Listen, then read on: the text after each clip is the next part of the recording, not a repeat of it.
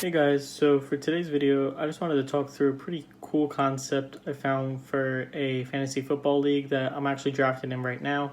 I know not everyone that watches these videos, not that anyone ever watches these videos, but if people are watching these videos, not everyone is necessarily the biggest fantasy football fans.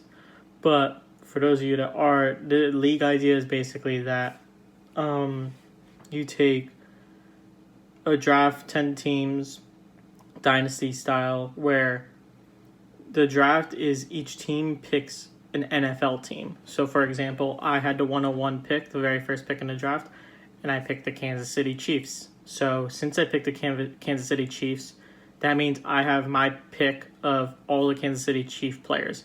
Mahomes, Kelsey, CEH, all of them. And I have first dibs on those players. I pick the guys I want for my dynasty lineup.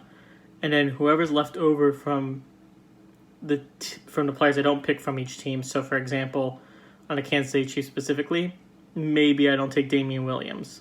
That I probably will, but just for the sake of argument, using a name that people might actually know as opposed to a guy like Darrell Williams, maybe I don't pick him. He would end up back in the free agency pool.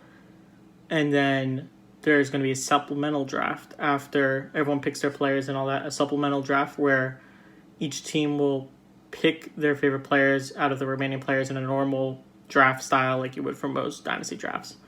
So I know this video wasn't really good for the average person, but if you're a fantasy football person, I thought this was a really, really cool idea to make things more fair in terms of like teams getting better picks. For example, my team had the 101, which means I get the first overall pick, the 20th overall pick, and then usually I would also get the 21st overall pick because it's a snake draft. It goes back and forth.